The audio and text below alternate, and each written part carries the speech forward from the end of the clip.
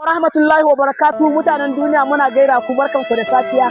Wannan shine Islamiyya ta Sara ƙarƙashin Zango Local Government, ɗaya daga cikin wodin Zango Local Government, Katsina State, Nigeria. Wannan shine makarantar Islamiyya wanda muka fara samarwa wannan shekara tun September. To ga irin yanayin makarantar, an ɗan fara rumfa wanda muna buƙatar al'ummar duniya duk wanda Allah ya ba mu dama tun daga ɗan Sara, Zango Local Government, Katsina State, Najeriya ma gaba ɗaya da duniya gaba ɗaya su kawo mu taimako gina wannan azuzuwa. Kamar yadda kuka gani yanzu ga ɗalibanmu wanda duka ba su bane ba, kusan muna da ɗalibai za su iya kai 1000.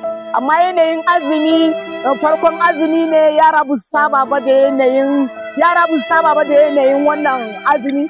To ga irin attendance ɗin da muke da su, yara ne a yanzu haka za su iya kaiwa kusan 150 ko 200. To muna buƙatar al'umma da su kawo mu tallafi na gina classes. Muna da wannan space ɗin, ga irin space ɗin da muke so a gina mamu wannan azuzuwa.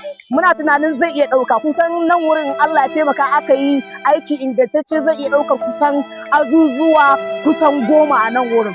Banda azuzuwa akwai wurin biyan bukatu da muke so al'umma idan an zo wannan gini da su inganta mamu, saboda yanzu haka idan muna karatu yara idan za su biya bukatunsu da kuma malaman wani lokacin sai mun fita daga cikin masallaci. To muna fatan al'umma da su duba mamu, duk wanda Allah ya ba mu dama ya kawo mamu tallafi na gina wannan azuzuwa din. Muna so kusan a gina azuzuwa aƙalla kusan 7 zuwa 8 har ma 10 idan za su iya shiga. An aka samu yanayin structure na gini, nan wurin zai iya ɗaukar kusan azuzuwa 10 wanda ɗalibanmu kowane muna so mu saka shi a ciki.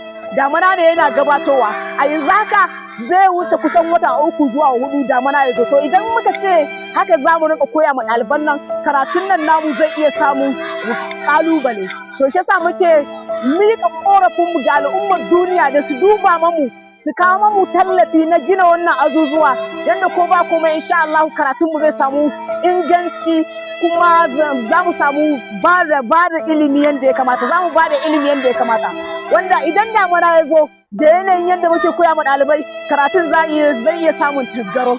Shi yasa muka ƙudurci mu gaya ma al'ummar duniya, duk wanda Allah ya kawo ya ba mu dama daga ɗan Sara, Zango Local Government, Katsina State, Nigeria, duniya ma gaba ɗaya, wanda Allah ya ba mu dama da su kawo mu tallafin wannan.